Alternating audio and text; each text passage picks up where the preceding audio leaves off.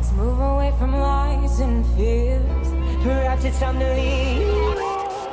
Coming out from the edge of deception, sailing into a new destination. Wanna join when you're walking and living out free. Laying down all the past situations. Every step is a new motivation. Wanna join when you're walking and living out so free.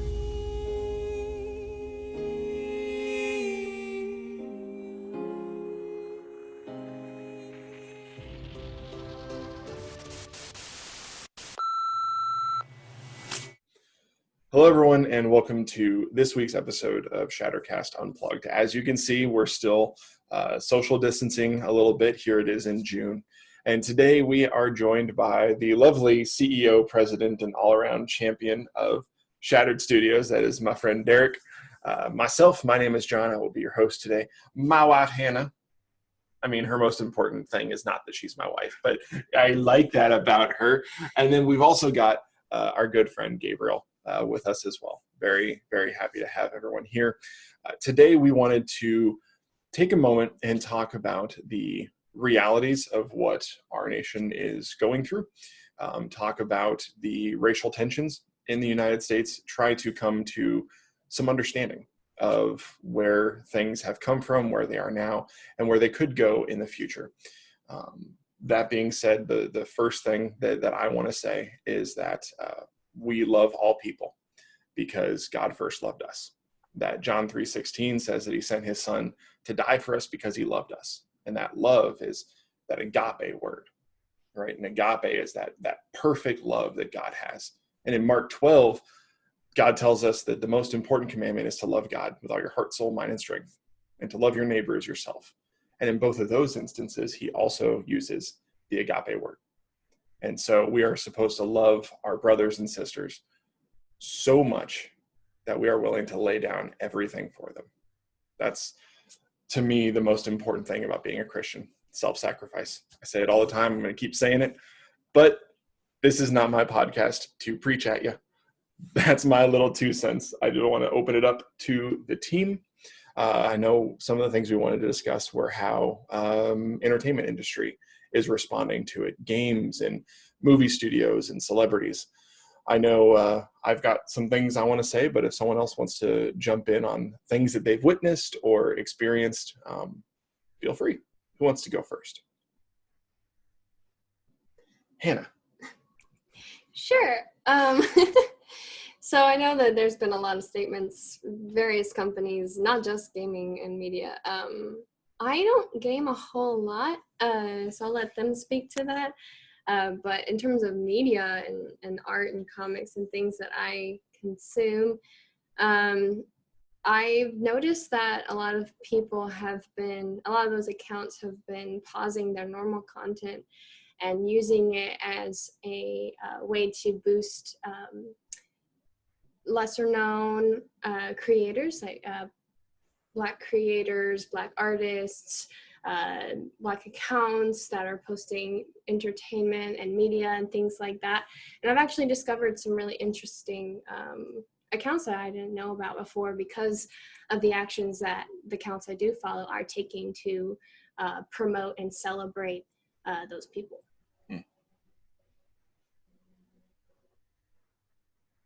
Derek.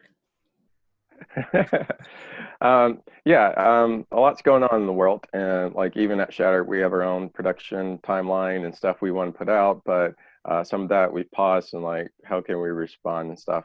I saw a company, I think, that did it best. They had a new kind of game edition they're about to release, and in the beginning of the video, they had just a statement that, hey, we stand for justice for all. We want to make sure every voice is heard. We recorded the segment before kind of everything has happened, but we just want you to know that we hear you and we're doing what we can to add our voice to that. And then they went on to do the reveal that they're going to. And I thought that was just a great way to acknowledge what is happening. To say, hey, even us as a company, we recognize this moment in history and we want to make sure that you know that we're part of that. and because they stated that, I wasn't at all offended or anything that they went on with their regular content. And for me, I'm just going to be honest, this has been an emotional, just exhausting time for me personally. And sometimes I have to like just shut off the news and just have a little break and a positive escape just for a few hours. And one of the ways I do that is through like video games and stuff like that. So there's certain things in entertainment media that I'm excited about because it's a positive way to escape. I just want to make sure for myself and especially for others that we don't escape so much that we forget to get back out there in the fight. And so it's just been good for me at the end of the day to take a couple hours, sit, to pray, to do something fun, and then get a good night's sleep, because I know with 2020, probably the next day is going to bring something else crazy. So, I heard it's aliens that's in July. is okay, Quite cool. alright, I need to man. mark this on my calendar. It's just crazy stuff happening. What about you, Gabe? What stood out to you in media or gaming or those? Really, mostly media. I haven't been gaming too much lately. I see it as a good thing right now, because when all this like quarantine thing started, it was more like about gaming as just a gateway, and it's like, oh, I have nothing else to do and I have all this time, and sure. Now I am doing more stuff, so that's why I'm not gaming as much. So I see it as positive. Not saying that it's wrong or anything. I just personally. Good to be So it's balanced. more Yeah, about what? it's good to have balance. Yeah, Yeah, it's all definitely things good in to have balance. moderation. Oh boy. But mostly I've seen in the media. So much so that talking about, well, the quarantine, so much so that I've seen the contrast in the news between COVID and everything that's happening there, and the effect, well, not the effect, but and the news that are being transmitted about the protests and about everything that is happening. It's been quite a change, like something that affected in such a way globally everybody had to stay inside, the same way this everything that's happening with the protests and all these things is affecting also globally. I see that it was kind of like, in a sense, a perfect time for it, because everybody being inside, they would be like more connected to the internet. I see more people in social media, I see more people doing everything online. So it's like if anybody wants to get something out there, anybody, regardless of the situation, this would be the time for everybody talking about the whole world to see. And this is, well, exactly what's happening. About content itself, you were talking about balance. I remember a friend that told me that, well, no, it's not much so like that, but it's like what Hannah was saying about like so many new things that you've discovered just for seeking out something extra, something else that wasn't in your normal circle. I believe that should be part of our everyday life. But yes, there's many things that I've seen around just artistic wise that I wouldn't have seen before if this wasn't the case. So Yeah, no, you bring up a good point. And I guess I have the only gaming note then, so that's easy. No one stole my thunder. I was logging into Modern Warfare yesterday. It's a Call of Duty game. Call of Duty is run by Activision, which you guys might recognize from Activision Blizzard, because they bought Blizzard quite a while ago. And Blizzard was in the news the end of last year with the Hong Kong protests, and now they're in the news this year because they did a complete reversal on that with the racial tension here in the U.S. They had a big statement about Black Lives Mattering to them and the steps they were going to take to improve their ability to crack down on racism in their online multiplayer games, creating more strict filters to catch racist names that people create for their characters, and just wanting to support Black people in America and around the world however they can. And so obviously that made some people very happy and it made some people very mad, just like the thing with Hong Kong made some people very happy and some people very mad. I was on a Facebook group where a prominent member of the board gaming community, I don't know if Derek would have a problem with me saying this person's name or not, so I won't, basically made a post about how their organization hadn't said anything about what's going on in the US because their policy had been since day one to never talk about politics whatsoever. And he made a post in a Facebook group today yesterday addressing the current racial issues because he said he had come to realize that this is not a political issue, it's a human issue. And so I think that is one of the reasons why we're seeing more and more companies start to make statements and speak out, and everything is not everything that's controversial is political. So it has been a worldwide thing, though. Derek, you were talking earlier about some things in South Korea. Why don't you speak to that again? Yeah, one of the things that, with all the tensions going on here in America, one of the things that has positively struck me, two things. One, there's a lot of tensions between certain communities and police officers. It's been cool to see some peaceful protests where police officers have actually joined that and are just walking alongside protesters. And so I'll talk more to that later. The second thing is just seeing different people across the world who are also protesting to make sure that everyone has a voice, everyone feels heard. And so I saw an interview a few months back in South Korea, and in the interview, they were talking to just people who live in Korea and who are from there, and they're just being honest. They were talking about the Black community, and they said because there isn't a lot of Black people who live in South Korea, most of the views of the people that were being interviewed came from media, and because of media, they didn't have a very popular or high view of the Black community. But then when movies like Black Panther came out, Black Panther had a scene, I believe, set in South Korea because one of the things that companies are trying to do is to get more of the Asian market there. But it showed in a lot of theaters in South Korea, and they were interviewing them, and they said because of that movie, they now have a higher view of the Black community because they saw an amazing superhero who happened to be Black. His supporting cast was mostly Black, who were intelligent, like just really awesome characters, and made them think higher of, oh, wow, this is also part of the Black community. And I bring that up because I just saw an interview this week of, again, in South Korea. They're interviewing people, and what do they think about just what happened with the situation with George Floyd and things like that. We'll get to that in a second. And they're like, that is horrible that happened. We understand why there are protests. We understand why people are frustrated. And, we support just, again, the ability for people to feel like they have a voice and that they, should be able to have justice like anyone else. So it's just been kind of cool to see kind of the worldwide impact as well. And so those are my thoughts. What about you guys?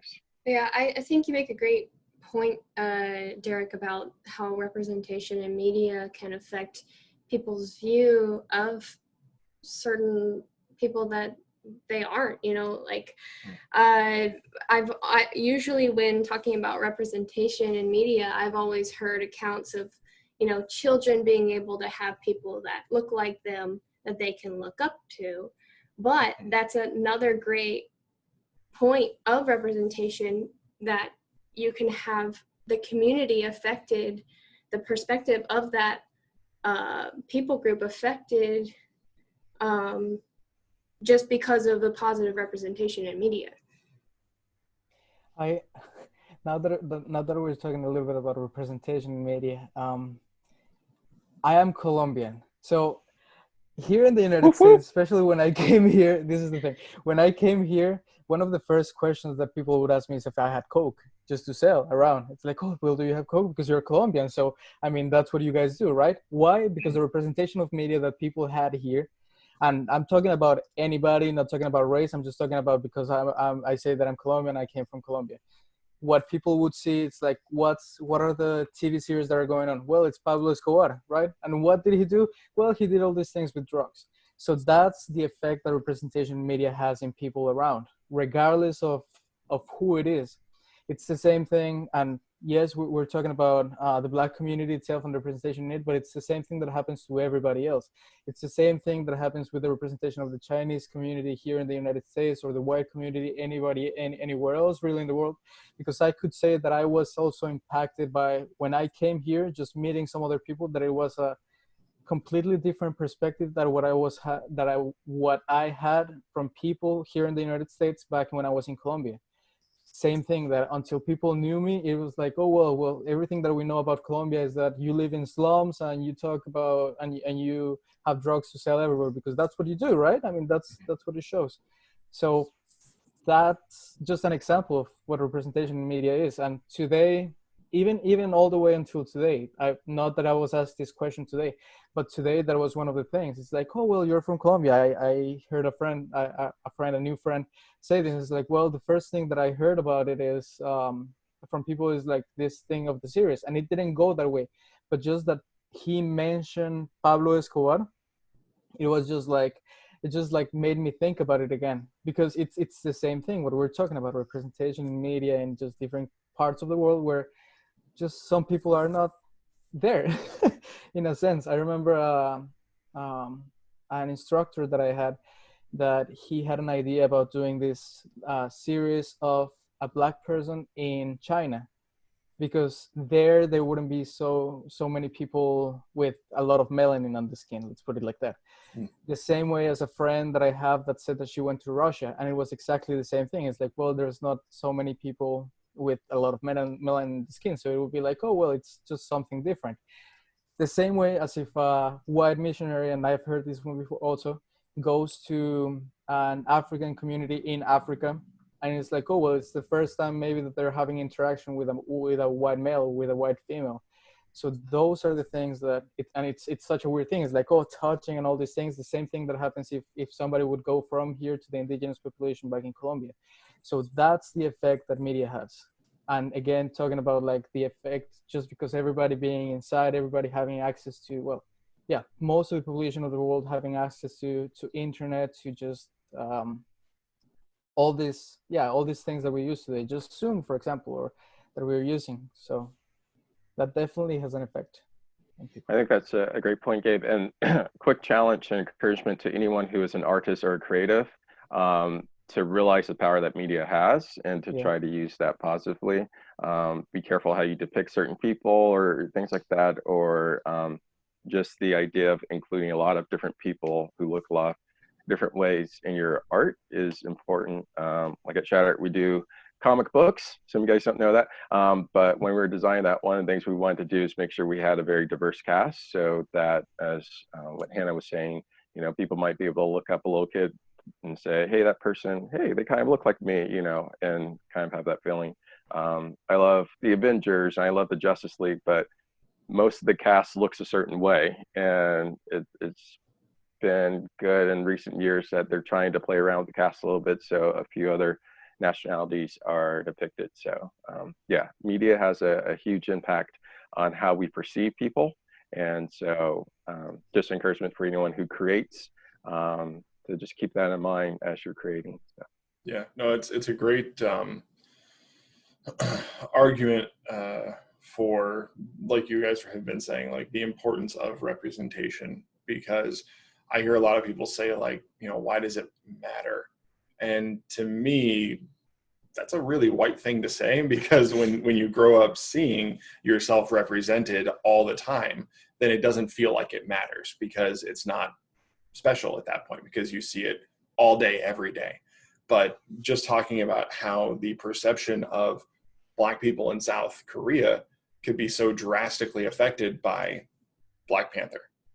You know, it's so important. And I think one of the more famous stories that probably a lot of our viewers know is Whoopi Goldberg as a child seeing Nichelle Nichols as Uhura in the original Star Trek series was the first time she had seen a Black person not in a servant role on TV.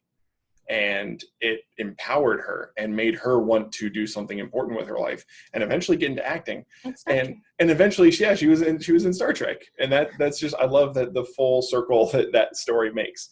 But again, that's why representation matters. I think it matters quite a bit.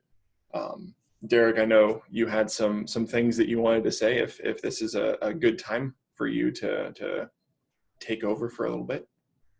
Sure. So again, this week has been very emotional, kind of challenging, just processing everything myself. And I've gotten phone calls from friends and people, and like literally every day spending an hour on the phone talking to people, trying to walk them through some things that are happening, and some things that they're seeking to understand. I appreciate their phone calls. It's a little draining, but I appreciate it. So without getting emotional, so that's my ability in just a few minutes, just want to address some questions that keep coming up with the recent protests and things like that. So first off, the first question is, why are people so angry, especially in the Black community? When we talk about the George Floyd incident, for example, again, he was the Black man who was handcuffed on the ground, and who had a cop had his knee on his neck. Observers were saying, hey, be careful, he can't breathe. He was screaming out, he can't breathe. A lot of people I hear is like, we understand that's really bad. We want justice for him. That's one thing. But once we get justice, can we move on? Like, why is there still so much anger?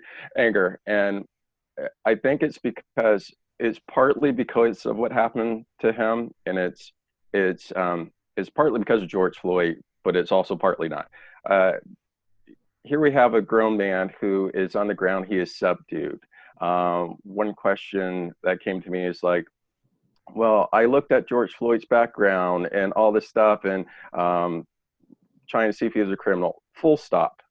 Someone's on the ground, he is subdued. I would love to know that our police are trained to de-escalate situations. And when you have someone who can no longer pose a threat, it doesn't matter their previous background. You got them. And to see force continue to apply is frustrating. To see people around trying to intervene, and the other police officers there not helping with that is frustrating.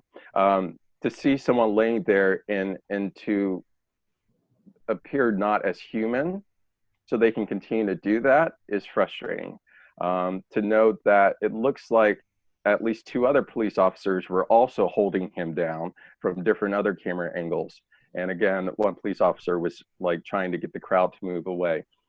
To note that the other police officers didn't stop the one guy who had his knee on George Floyd's neck is frustrating. It goes to enabling there. To hear George Floyd cry out for his mom, who we found out passed away 2 years ago, to hear him say, I can't breathe, to see the video itself is shocking. But it's also frustrating because for many, especially in the Black community, there is this feeling that this excessive force has been going on for years. And it's just now getting attention because in the last 5-7 years, we now have video cameras. We now have people recording. And so we're shocked at this incident, but part of the Black community is saying this has been going on for so long, and now people are just being outraged by it. You take that incident, and it's not just that. In the last 2 weeks, we've had other incidents. We had the Ahmaud Arbery case, the young man who was jogging through a neighborhood and who ended up being shot and killed just because he's jogging. That's frustrating because as a Black community, there's a feeling that at times we're in danger because people assume the worst of us. Most days when I get up, I think of myself as Derek, who happens to just be Black male, and I'm very proud of my Black heritage, but it's frustrating when stuff happens and I realize, oh, some people just see me as Black, full stop, and they make assumptions because of that. To have this young man who's jogging through the neighborhood, who people think is up to something because he doesn't fit in that neighborhood, is frustrating. Black people are allowed anywhere in the US. We have full rights. For people to think he's up to criminal activity and not call the police, there's an issue with that. But that would be a better solution than hopping in their trucks with guns and following him. We're now finding out in the case that it was actually 2 vehicles who were involved, and 3 to 4 times Ahmaud Arbery tried to get away from them, and they still followed him and they tried to detain him. Their issue saying that we were trying to do a citizen's arrest. You can't legally do a citizen's arrest for someone who is not currently committing a crime. And you also can't demand that someone stop and listen to you. Ahmaud Arbery is a full man with full rights. He does not have to stop because you tell him to. You do not have the right to detain him. And again, for many in the Black community, there's the feeling that we are seen as less than human, or that we have to obey when commands are given to us. And that's not fair. He's a man jogging through a neighborhood. If you have concerns about there might be possible criminal activity, that is why we have police forces. The concern also in the Black community is that there's an excessive amount of calls to the police for incidents involving people that just happen to be Black. We saw this in another incident in Central Park where a guy who happens to be Black is bird watching, interchange with a lady, asking her to put her dog on a leash. We can argue maybe they both could have handled it in the beginning better, but he starts videotaping. The lady is getting closer and closer to him, and the man is calmly saying, "Please don't approach me." And the lady soon, while she's almost strangling her dog, says, "I'm going to call the police and tell them an African-American male is threatening me and my dog," where clearly the man is not in a threatening range. There's frustration in the Black community because there's a historical bit to people calling the police on people of color and bad things happening. That lady then gets hysterical. Again, the guy's not doing anything, and she's saying, "There's an African-American male threatening me."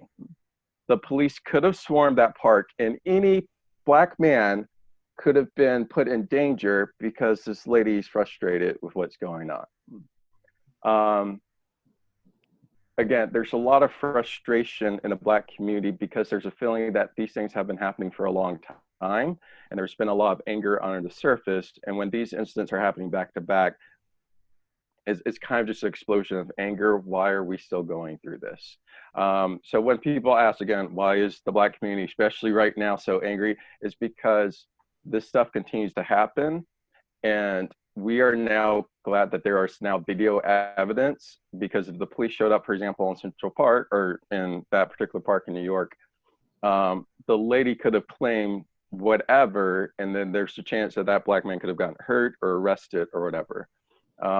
We know in our country, there's a higher chance that if a person is Black, they're more likely to go to jail. They're more likely to have a harsher sentence than a person who happens to be white who did the same crime. And so there's all these things that have been boiling on the surface, and that is why there's so much anger. That goes to the second question that I keep getting asked: why are there riots? Let me first unequivocally say, I don't support riots. Most people don't. I don't think it's fair for businesses to be burned or looted. That's not fair. But when we see riots, there's usually a bunch of different people involved in that setting. And I'm going to highlight just a few of those for you. One, it's usually people who are there just to peacefully protest. And they're getting caught up in something that they don't like. There's a video of a lady who happens to be Black, and she's saying, "I'm out here protesting because my 2 teenage sons were thrown to the ground by the police because they thought they were up to something and they weren't. And I'm tired of this happening. So that's why I'm here protesting."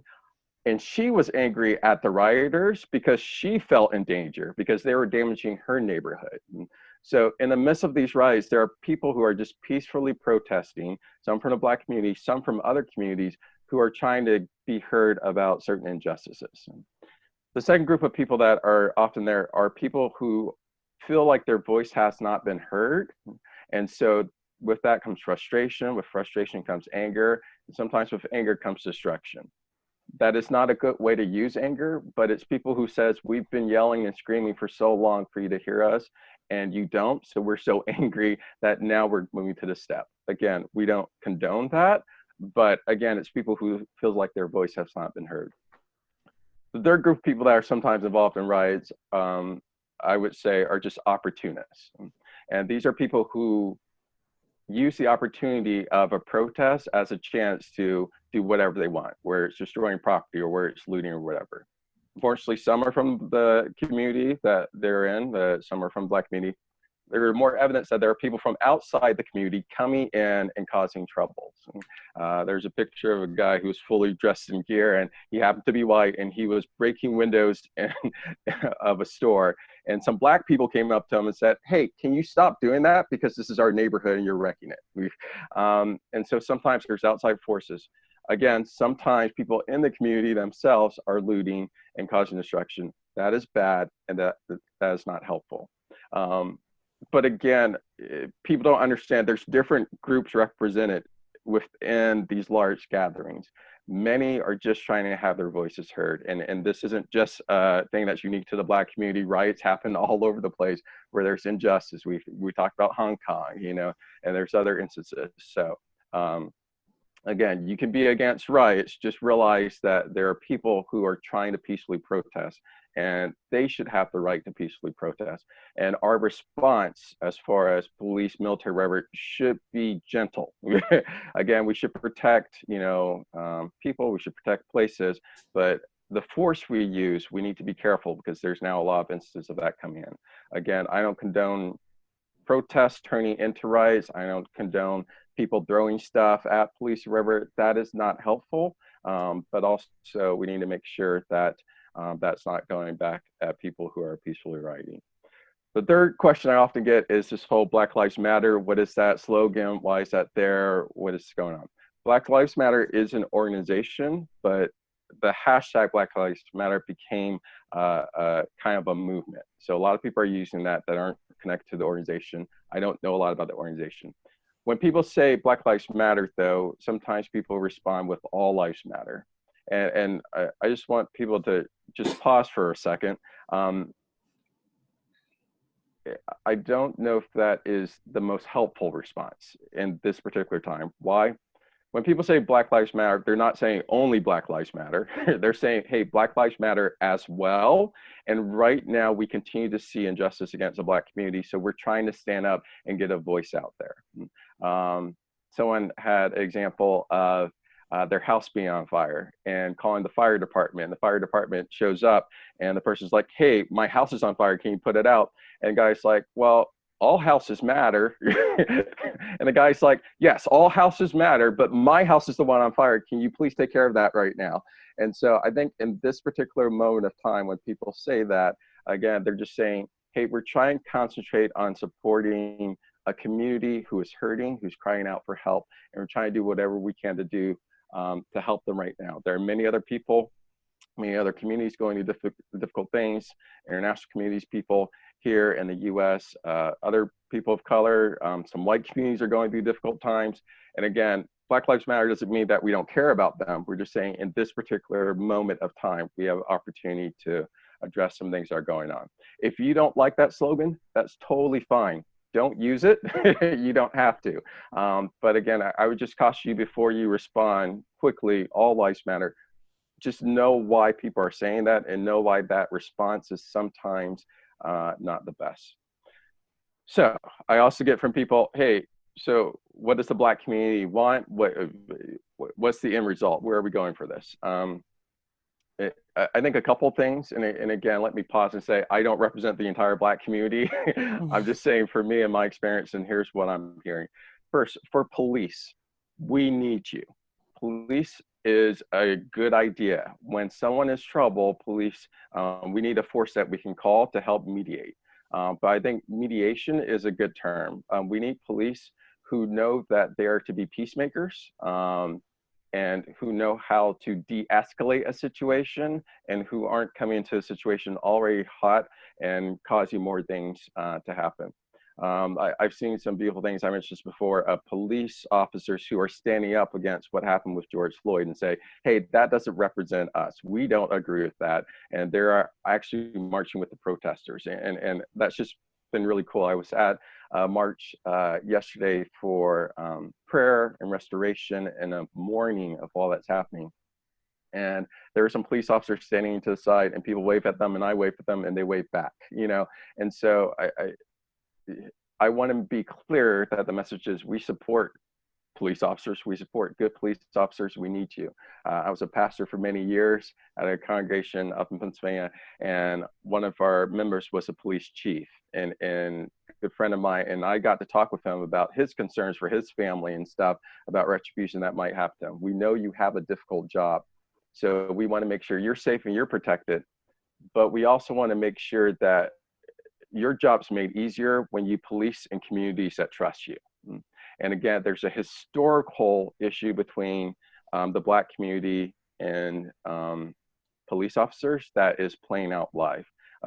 Quick history real fast. So slavery officially ended around the 1860s. Not all slaves knew that they were free. That's a whole nother issue. From the 1860s to 1960s, we'll do a whole history in Black America another time. From 1860s to 1960s, there were the Jim Crow laws. So even though Black people were free, a lot of them were not allowed to own property or couldn't easily move to different places and things like that. So in the 1960s, that was the modern civil rights movement, where people began to protest that, hey, just because I'm Black, you don't have the right to tell me go sit in the back of the bus. You know, separate but equal isn't working. You know, the 2 water fountain things, this is ridiculous. I should be able to swim in a swimming pool that a white person swimming in. They were fed up with that. So 1960s was the modern civil rights movement. That's where we see Dr. King come in. A lot of local organizations did not like that. So when protests, peaceful protests were happening, what happened? They often called in the police to stop the protests. And unfortunately, a lot of police forces use very horrible things to get the protests to try to stop, where it's fire hoses, where it's using vicious dogs, where it's the police arresting people just because they're protesting for their individual rights. So again, there's a history there already with Black people and police, with the feeling that Black people or the police are there to protect and serve, but sometimes people in the Black community don't feels like that applies to them. The police aren't there for them. And right or wrong, that's a historical context. That is why when things happen like what happened in New York in the park, where the lady's like, I'm going to call the police and tell them that there's an African-American male, you know, threatening me. There's concern there that the police are going to run in and something bad's going to happen to that guy who happened to be Black, who wasn't doing anything. So knowing that, again, I think the police, we need good police officers. We need police officers who know the history of the community and who are willing to help in Black communities and stuff like that. Again, if people of any race, including Black people, are doing things that are wrong, again, there should be consequences. There needs to be justice. But again, in George Floyd case, it should not end in death. And we keep seeing that in the Black community, and that's why there's frustration. Other quick things for government and leaders in our judicial system. I mentioned that, again, it's more likely for a Black person to go to prison for longer than a person who happens to be white for the same crime. Stuff like that needs to change. And so there's a lot of frustration within the judicial system, in our government and our leaders, that certain laws don't apply equally and fairly. So again, that's also why there's frustration. Also for others in community, for those who may not be Black, there's concern that when Black people are around, that we're automatically seen as threats. Someone coined the term of weaponized Blackness, that just because someone is Black, they're perceived a certain way, and that's not fair. So people in other communities, please stop calling the police for small things that involve Black people, because it can be dangerous and can lead to different things. If you feel a person who happens to be Black or any color is doing something that is not right, sure, call the local store manager, call the local security officer, or if you need to, yes, call the police. But before you pick up the phone, ask yourself, am I doing this just because this person is a certain color, or because I'm truly concerned about something happening? Last thing, and then I'll be quiet for a second. From the church, the Black community is really hurting right now. There's a lot of frustration, but there's a lot of sadness. There's mourning that is happening, that we continue to see different cases happening. And again, I just mentioned briefly George Floyd, but there's Ahmaud Arbery. there's Breonna Taylor. There's all these, and before that, there's a whole history in recent years of people who happen to be Black who were killed, who lost their lives for circumstances and situations that doesn't seem to be right or fair. And so for the church, you have an entire community who's crying out saying, hey, we are still dealing with injustice. Can you help us, please? There is a great short movie called Sing a Little Louder that I was first introduced to because of the Holocaust and pro-life movements and things like that. And I think it applies to a lot of different situations. We can add a link later. But basically, it tells the story of a young man who was going to church. And this is during the time of World War II. And right behind the church, there's a train tracks. And there was a train filled with people, Jewish people, who were being taken to Auschwitz or to other concentration camps. And it would go behind the church while they're having their meeting.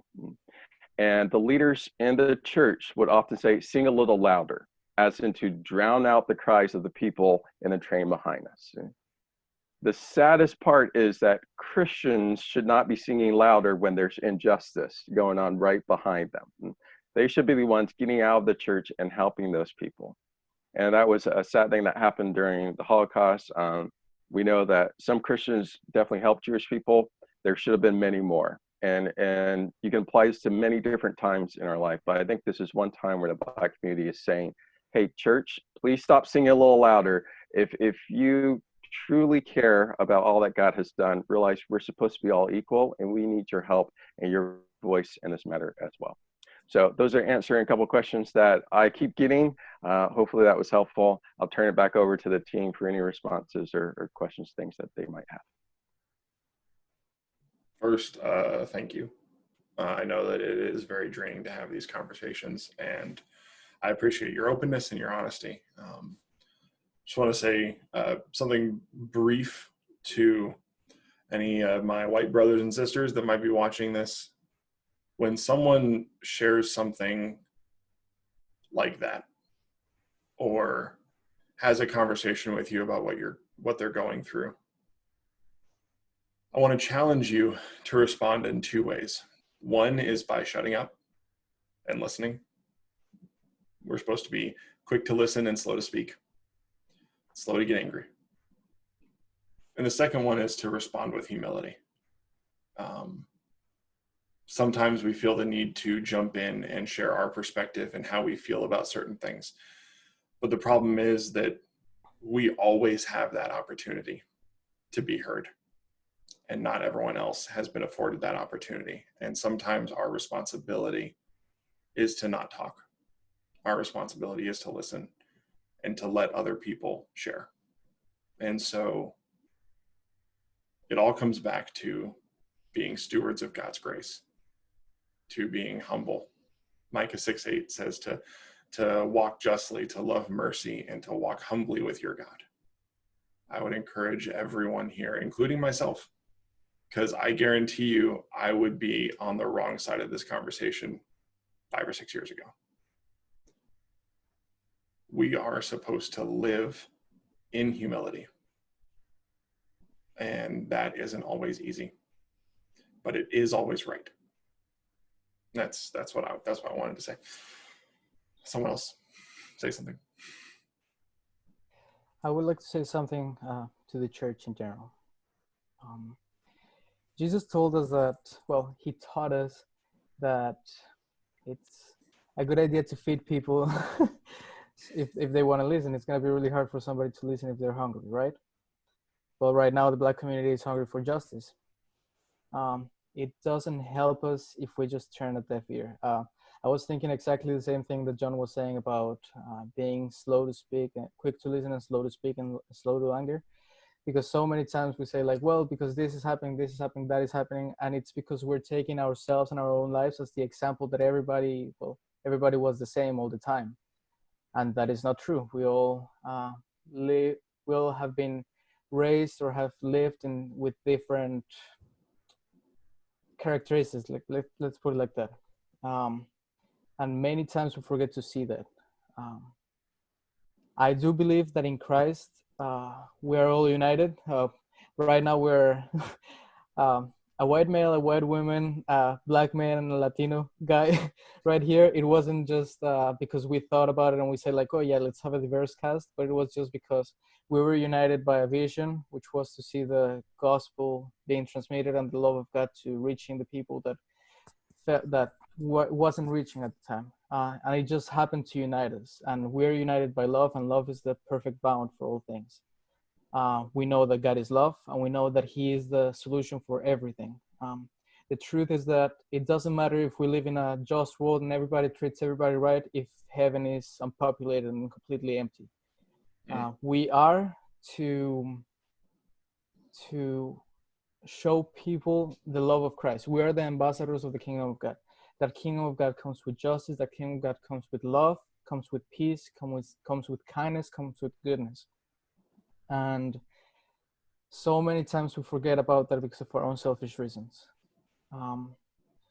Again, going back to slow to speak and quick to hear, there are so many times that the love of God comes to somebody just by you listening. And by you listening, by being actively listening, that love of God comes and fills that person. Even if they're speaking from the utmost hurt that is happening in their lives at that same moment.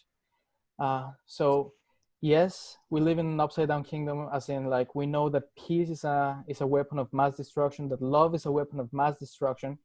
And the kingdom of God, it says that the violence take it by force.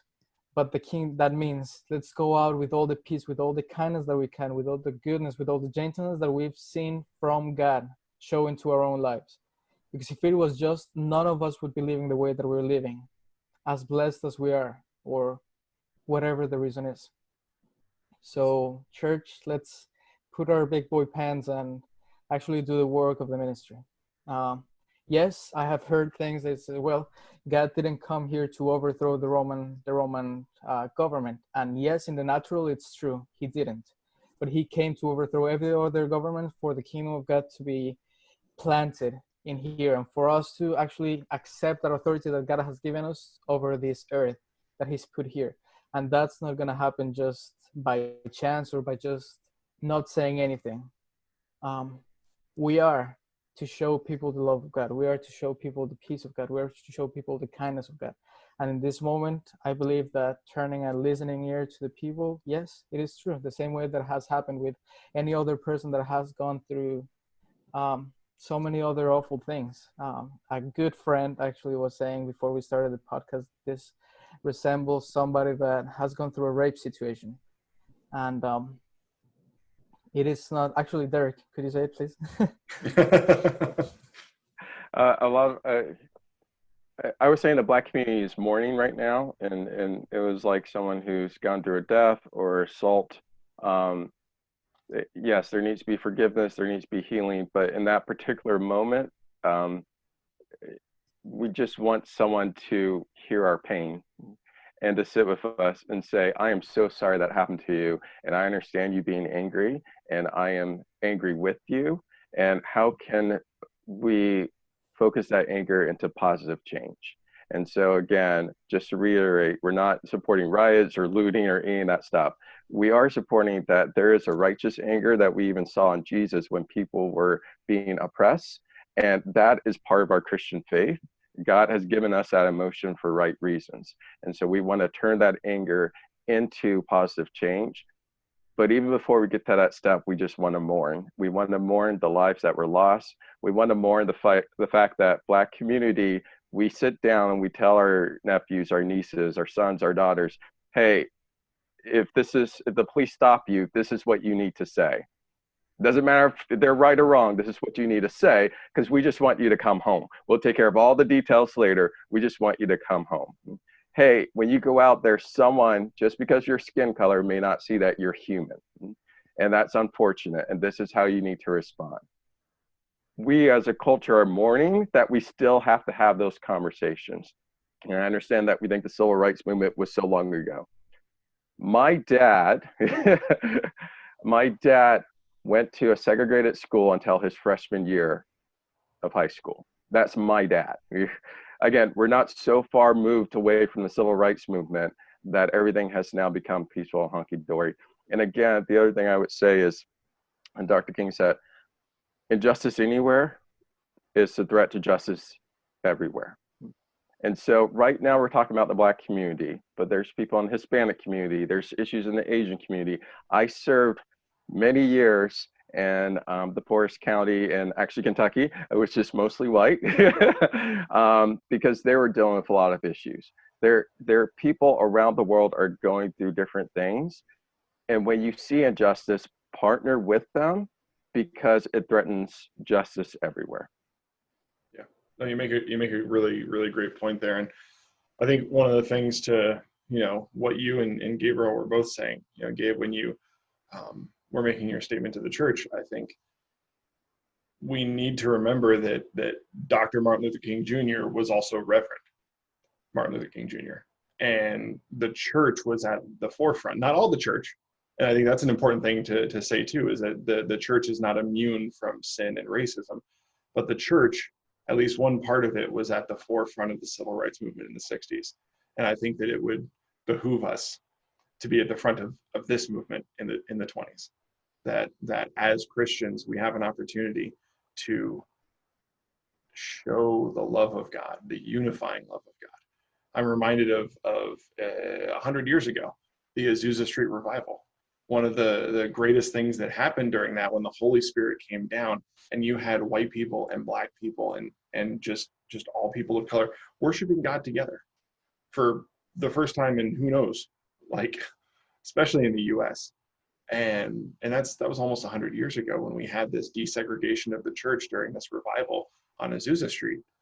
And the church should be at the forefront of unity and at the forefront of justice and desegregation and pursuing the image of God, right? Like if I'm created in the image of God and Derek is created in the image of God, then that doesn't mean that God is one or the other. It means that he's both, and that I can't represent the image of God without Derek, and I can't represent the image of God without my wife and without Gabriel. Like, all of us on our own are not the full image of God. We have to come together. And the way that it was described to me, which is so much better than the analogy of a melting pot, because in a melting pot, everything kind of gets mixed together and loses the wonderfulness of all of those flavors, but rather a mosaic, a stained glass window where all of the individual pieces are visible and together they form something beautiful.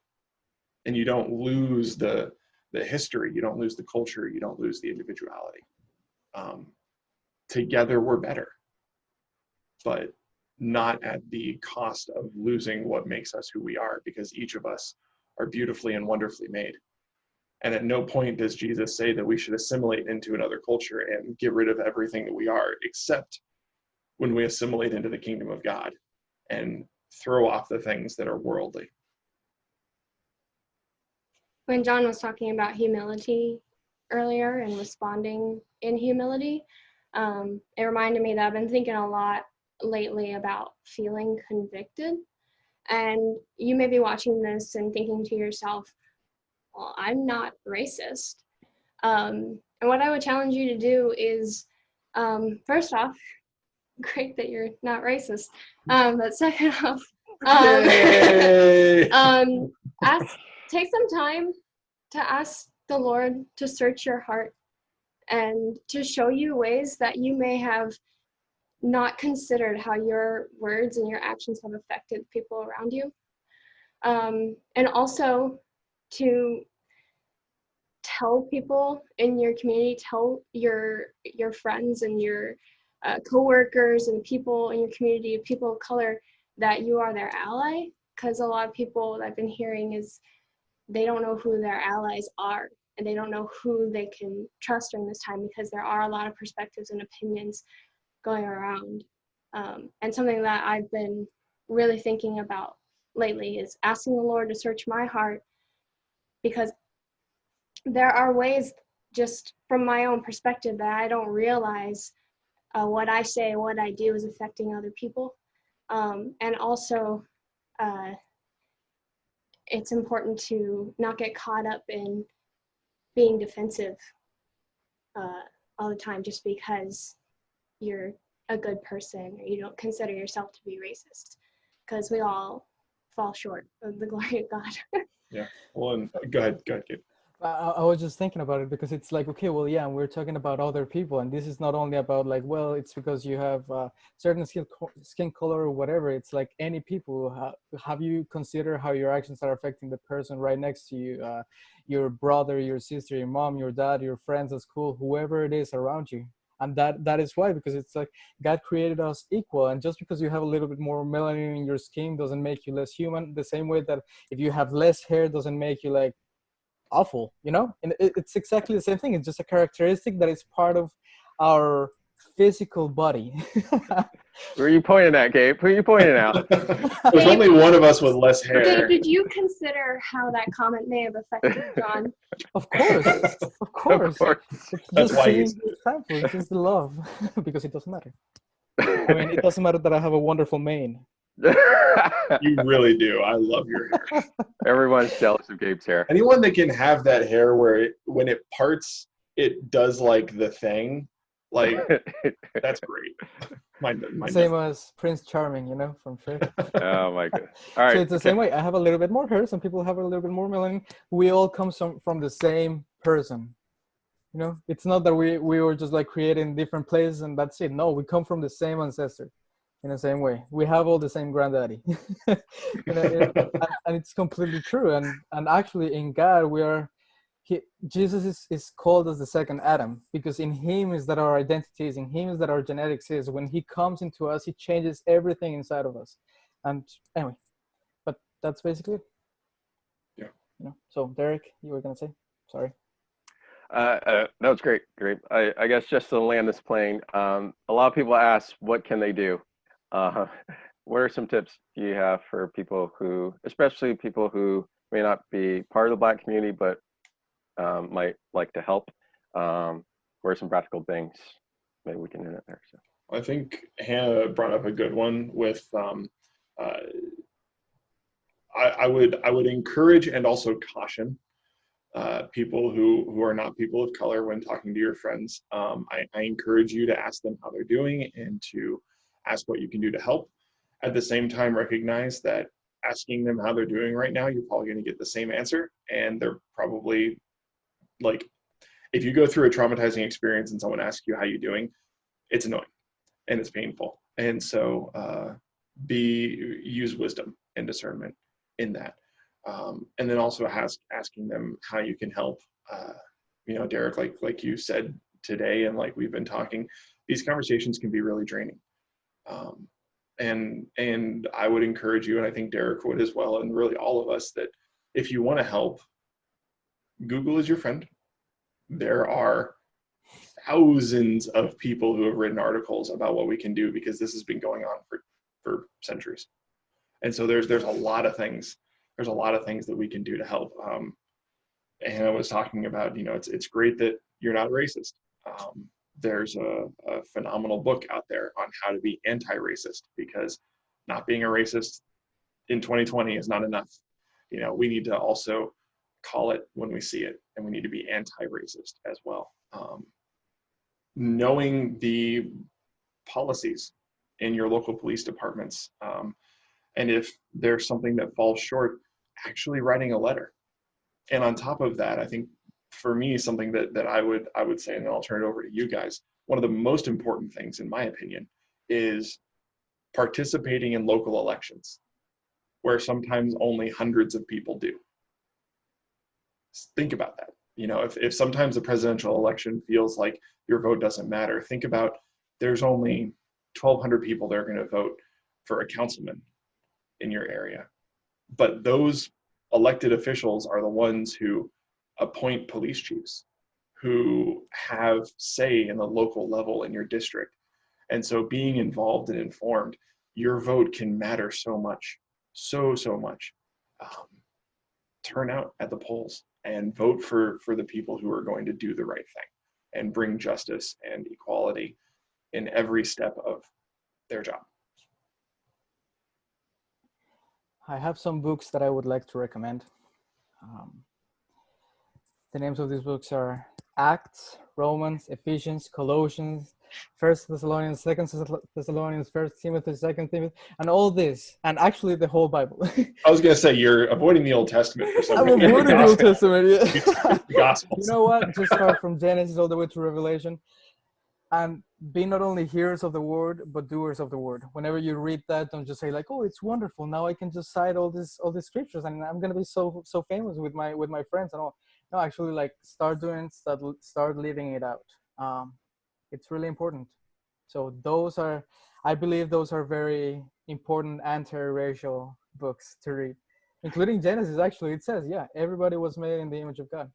I want to clarify for Gabe, he definitely meant anti-racist, not anti-racial. My bad. It's second language. It's okay. We understand. Sure. Did you have anything? Actually, anti-racial too, because if we start talking about races, are there really different races, or is that just another division that we want to put in? But that is going to be a discussion for another day. We're just going to leave it there.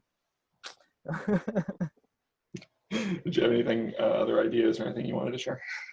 Kind of harkening back to the thing I was saying at the beginning with media, like get out of your bubble, get out of the accounts that you always follow. I mean, you can still support the accounts that you follow right now, but seek out media and content and restaurants and things that are owned and run and built by people of color, and support them in that and show them that you care about what they're doing as well and their perspective as well. Definitely. Derek, what about you? Do you have anything to add, anything that we've missed or you would like to encourage us in? Yeah, thank you.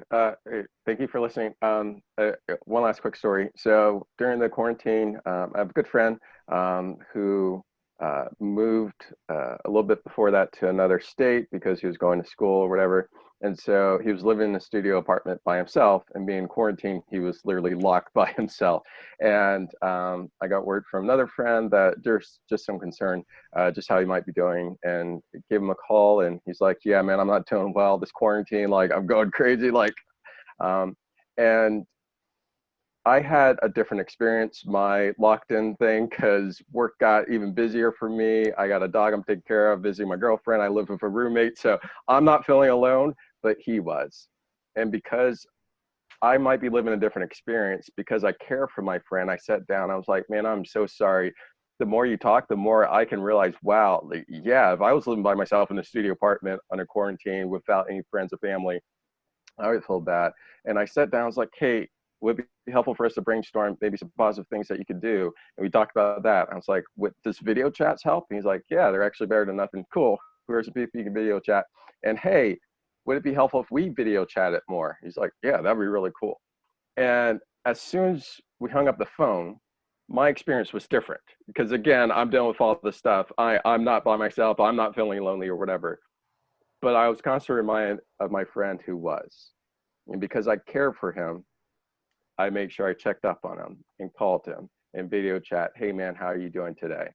And I just say that because I have a lot of friends who, again, may not be part of the Black community or whatever. And I get it. This may not be your experience, and I could share more of my experiences another time. That'll be a whole nother hour. But as Christians, we're called to care for people, even when they don't look like us, because we know that they all, as Gabe was saying, come from the same God and the same source. So even if this isn't something you think about every day, you have friends, people of color, and in the Black community who are hurting or who are experiencing this or who are processing this. And I would just encourage you to care enough to check in on them, care enough to listen, as everyone else has said, care enough to educate yourself of why this is still an issue, and care enough to be the change that we want to see, and to just reassure your friend that, "Hey, I'm here for you. Let me know how I can help," and to encourage them to do that in positive ways. So. Thank you, everyone. Hannah, Gabe, Derek, for being a part of this conversation. To you, our faithful viewers, we love you. We appreciate you so much. No matter who you are or what you see when you look in the mirror or what anyone else has told you, I want you to know that you matter. We love you. Go in peace. Sin no more. We'll see you next The service has ended. time. Wait, no, the tide.